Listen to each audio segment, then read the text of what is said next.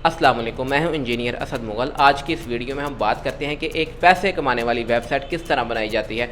आम तौर पे जो आपने वेबसाइट्स देखी होंगी, किसी ब्रांड की वेबसाइट है, किसी इदारे की है या पाकिस्तानी गवर्नमेंट की वेबसाइट है, तो ये जितनी भी वेबसाइट्स हैं उन्होंने एडवर्टाइजमेंट के लिए रखी होती हैं, यानी कि अपने कस्टमर को अप्रोच करने के लिए या उनकी सहूलत के लिए ये वेबसाइट्स बनाई जाती हैं। तो जो मैं आज की इस वीडियो में आपको वेबसाइट्स की एग्जांपल देने वाला हूँ वो बहुत ज़्यादा पैसे कमाती हैं। जैसा कि आपके सामने एग्जांपल है फेसबुक की, गूगल, अमेज़ॉन, ईबे, ये सारी ऐसी वेबसाइट्स हैं जो कि बेतहाशा पैसा कमाती हैं। तो आप भी एक अच्छी सी वेबसाइट बना के बहुत ज़्यादा पैसे पाकिस्तान में बैठ के कमा सकते हैं। इसके लिए आपको किसी तरह के पेपाल अकाउंट की या किसी तरह की आपको ज़रूरत नहीं है, डायरेक्टली पेमेंट आपके बैंक अकाउंट में आएगी। तो दोस्तों, ये वेबसाइट्स जो हैं असल में इनकी दो कैटेगरीज़ हैं। ये अर्निंग की दो कैटेगरीज़ हैं। पहले नंबर पे आता है गूगल एडसन। आप गूगल एडसन से अर्निंग कर सकते हैं। आपने देखा होगा कि कुछ आप वेबसाइट्स खोलते हैं, जैसे उर्दू पॉइंट है, इसको आप खोल के देखेंगे तो आपको एड्स नज़र आएंगे। जैसे ही आप ऐड के ऊपर क्लिक करते हैं या देखते हैं ऐड, तो एड्स के जो पैसे हैं उसका रेवेन्यू का कुछ परसेंटेज गूगल को जाता है और कुछ परसेंटेज उस बंदे को जाता है जिसकी वो वेबसाइट है। तो सबसे पहले नंबर पे तो हमें समझ आ गई कि वेबसाइट से अर्निंग करने का एक तरीकाकार एड्स हैं, यानी कि एड्स जो लगाती है कंपनी वो गूगल एडसन है। तो गूगल एडसन से हम पैसे ले सकते हैं। दूसरे नंबर पे आता है जी एफिलिएट मार्केटिंग। एफिलिएट मार्केटिंग से मुराद ये है कि गूगल एडसन से भी आप पैसे कमा सकते हैं और एफिलिएट मार्केटिंग से भी कमा सकते हैं। एफिलिएट मार्केटिंग की बहुत सारी टाइप्स हैं। आम तौर पे जो सबसे ज़्यादा मशहूर इसकी किस्म है वो ये है कि आप अमेज़ॉन की एफिलिएट मार्केटिंग कर सकते हैं। आप एक वेबसाइट बनाएं और उसकी ट्रैफिक के ऊपर काम, यानी कि उस वेबसाइट के ऊपर ज़्यादा से ज़्यादा ट्रैफिक लेके आएँ। जैसे ही आपकी वेबसाइट के ऊपर ट्रैफिक आ जाएगी तो आपने अमेज़ॉन एसोसिएट का अकाउंट बना के तो जौन से प्रोडक्ट्स आप प्रमोट करना चाहते हैं उनके लिंक्स अपनी वेबसाइट पर लगाते जाना है। तो जैसे ही आपकी वेबसाइट के थ्रू अमेज़ॉन से कोई चीज़ बाय करेगा तो उसकी आपको कमीशन मिलती जाएगी। तो ये दूसरा तरीका है। बहुत से लोग दोनों तरीक़ों से पैसे कमाते हैं, गूगल एडसन से भी कमाते हैं और एफिलिएट मार्केटिंग से भी पैसे कमाते हैं। वेबसाइट अगर आपने बनानी है तो आपने सबसे पहले अर्निंग जहन में नहीं रखनी। आपने सबसे पहले अर्निंग भूल ही जाएँ कि यहाँ से कोई पैसे आप कमा सकेंगे। कम से कम आपने 6 महीने तक तो सोचना भी नहीं है किसी पैसे के बारे में। सबसे पहले तो आपने अपनी वेबसाइट की ट्रैफिक को बढ़ाना है, उसके ऊपर अच्छा कंटेंट लगाएं, जैसे लोगों को आपका कंटेंट पसंद आएगा और बार बार लोग आपकी वेबसाइट को विज़िट करेंगे, वहाँ आर्टिकल्स पढ़ेंगे। अगर आपने कोई जॉब की वेबसाइट बनाई है तो बार बार वहाँ पे जॉब्स देखने आएंगे।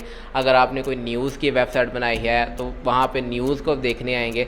इस तरह अगर आपकी ट्रैफिक बढ़ती जाएगी तो ये गूगल भी इस चीज़ को नोट करता है कि आपकी वेबसाइट के ऊपर कितनी ट्रैफिक आ रही है। तो जैसे ही अच्छी खासी आपकी वेबसाइट के ऊपर ट्रैफिक जमा हो जाएगी, आना शुरू हो जाएगी, फिर आप गूगल एडसन को अपनी वेबसाइट सबमिट कर देंगे, यानी कि उसको आप दे देंगे कि वो आपकी वेबसाइट के ऊपर एड्स लगाए।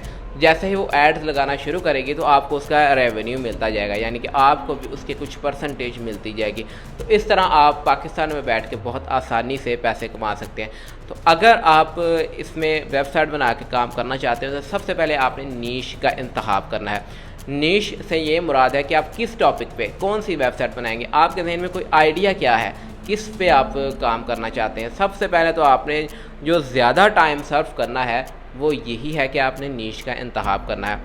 अब मेरा आपको मशवरा है कि ऐसी नीश का इंतखाब करें, ऐसे टॉपिक का इंतखाब करें जिस पे कंपटीशन कम हो और उसके ग्रोथ के चांसेस ज़्यादा हों।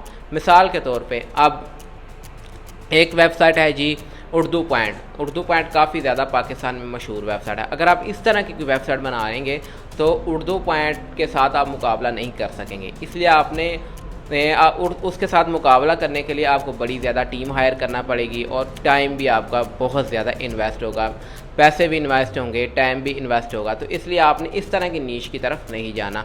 कोई ऐसी सोच लेके आएँ कि वाकई लोगों को उसकी ज़रूरत हो।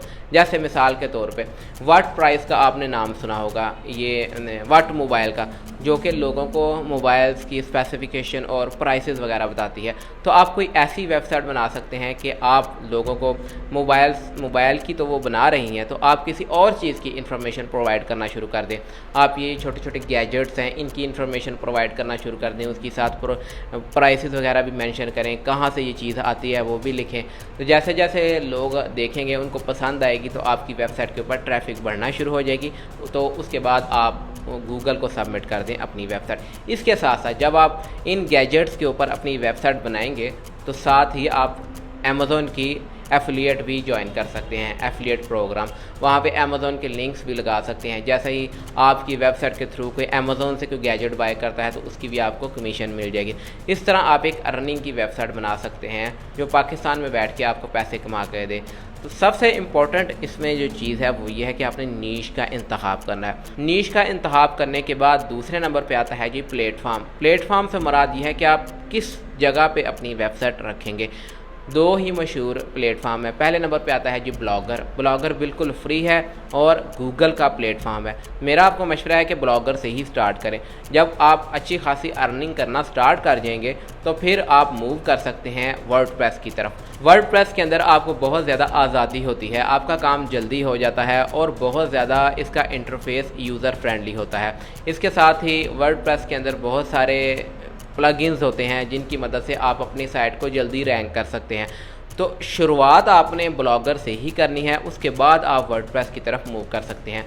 इसमें एक और बात है कि जैसे आप ब्लॉगर की जो वेबसाइट है वो है तो बिल्कुल फ्री है, वहाँ पे बिल्कुल फ्री अपनी वेबसाइट बना सकते हैं, मगर वहाँ पे आपने अपनी कस्टम डोमेन लगानी है। कस्टम डोमेन का आपको फ़ायदा ये होगा कि आपका एक ब्रांड बनेगा, आपकी एक ब्रांड वैल्यू बनेगी, अथॉरिटी बनेगी। ऐसे नहीं होगा कि आपने एक फ्री की वेबसाइट बना ली है और बिल्कुल वहाँ पे जो पढ़ने वाला रीडर है, जो देखने वाला आपका व्यूअर है, वो ये समझेगा कि ये कोई लोकल सी वेबसाइट है। आपने इस तरह का काम नहीं करना, अच्छा काम करना है। थोड़े से पैसे लगा लें शुरू में, आपको 2500 की या 2000 की पूरे साल के लिए डोमेन मिल जाएगी। तो वहाँ पे आपने कस्टम डोमेन लगानी है, यानी कि आप कस्टम डोमेन का मतलब यह है कि आपका एक ख़ास वेबसाइट का नाम होगा, जैसे www.powerpoint.com या urdupoint.com, urdujangal.com। ये जो उर्दू जंगल है ये आपका वो नाम होगा, ब्रांड नेम होगा। तो इस तरह की आपने कस्टम डोमेन लेनी है। अगर आप कस्टम डोमेन नहीं लेते तो लास्ट पे फिर blogspot.com आता है, जो कि इतना अच्छा नहीं लगता। सबको पता चलता है कि आपने ब्लॉगर पे वेबसाइट बनाई है और ये बिल्कुल फ्री वाली है, इसलिए आपने शुरू में ही 2000 खर्च के, 2500 खर्च के तो अपनी कस्टम डोमेन ख़रीद लेनी है। इससे आपको बहुत ज़्यादा फ़ायदा होगा। तीसरे नंबर पे ये आता है कि जब अच्छी खासी 6 महीने तो आपने भरपूर अपनी वेबसाइट के ऊपर काम करना है, पैसों के बारे में सोचना भी नहीं। उसके बाद जब 6 या 8 महीने काम करने के बाद आप अच्छी खासी वहाँ पे ट्रैफिक ले आएँ, उसके बाद आपने अपनी वेबसाइट को गूगल एडसेंस के लिए अप्लाई करना है। गूगल एडसेंस, इसमें एक और चीज़, अगर आप गूगल एडसेंस के लिए अप्लाई करने वाले हैं तो आपने कोई भी कॉपीराइट कंटेंट नहीं डालना अपनी वेबसाइट पे। कॉपीराइट का मतलब ये है कि आप किसी और वेबसाइट से उठा कर तो अपनी वेबसाइट पे लगाते जाएं। इस तरह आपकी जो वेबसाइट है गूगल एडसेंस में अप्रूव नहीं होगी, रिजेक्ट हो जाएगी। आपने कॉपीराइट की कोई चीज़ नहीं डालनी, किसी का कंटेंट चोरी करके आपने अपनी वेबसाइट पे नहीं लगाना। इसका आपको कोई फ़ायदा नहीं होगा। आपके 6 महीने लगा लें, साल लगा लें, 5 साल भी लगे रहेंगे ना, आपको कोई फ़ायदा नहीं होने वाला। अपना ओरिजिनल का कंटेंट लिखें तो फिर ही आप वहाँ पे लगाएं। इसमें यह भी है कि शुरू में आप सोचेंगे कि आप कुछ लिखना नहीं आता, कहाँ से लेंगे, तो ये है कि आप एक पूरे कंटेंट को पढ़ के अपनी तरफ से लिखने की कोशिश करें या उसको कुछ चेंज कर दें, उसके जो वर्ड्स हैं, उसके जो सिंटैक्स है, वो सारा कुछ चेंज कर दें। तो इतना आपको ये रिलैक्सेशन मिल सकती है। पूरे का पूरा आपने छापा नहीं मारना, तो इस तरह आपकी जो वेबसाइट है वो अप्रूव नहीं होगी। अगर आप एफिलिएट मार्केटिंग पे सिर्फ काम करना चाहते हैं, गूगल एडसेंस के ज़रिए आप अर्निंग नहीं करना चाहते, तो फिर चाहे आप कॉपीराइट मटेरियल के ऊपर भी काम कर सकते हैं। उसमें सिर्फ आपकी वेबसाइट के ऊपर ज़्यादा से ज़्यादा ट्रैफिक होनी चाहिए और वहाँ से एफिलिएट सेल्स जनरेट होनी चाहिए। तो दोस्तों ये थोड़ा सा मैंने आपको यहाँ पे बताया है। इंशाल्लाह मैं अगली वीडियोज़ में मुकम्मल कंप्यूटर की स्क्रीन पे आपको बताऊँगा कि किस तरह आपने वेबसाइट बनानी है और किस तरह वहाँ से अर्निंग स्टार्ट करनी है, किस तरह आपने गूगल एडसेंस के लिए अप्लाई करना है। ये सब कुछ मैं इंशाल्लाह अगली वीडियोज़ में बताता रहूँगा। अगर आपके जहन में कोई सवालात हैं या आपको कहीं से समझ नहीं आई तो मुझे कमेंट करके ज़रूर पूछें, मैं इंशाल्लाह बर वक्त रिप्लाई करूँगा। वीडियो पसंद आए तो काइंडली इसको लाइक और शेयर ज़रूर किया करें। मिलेंगे इंशाल्लाह एक नई वीडियो के साथ, तब तक के लिए मुझे इजाज़त दें। अल्लाह हाफिज़।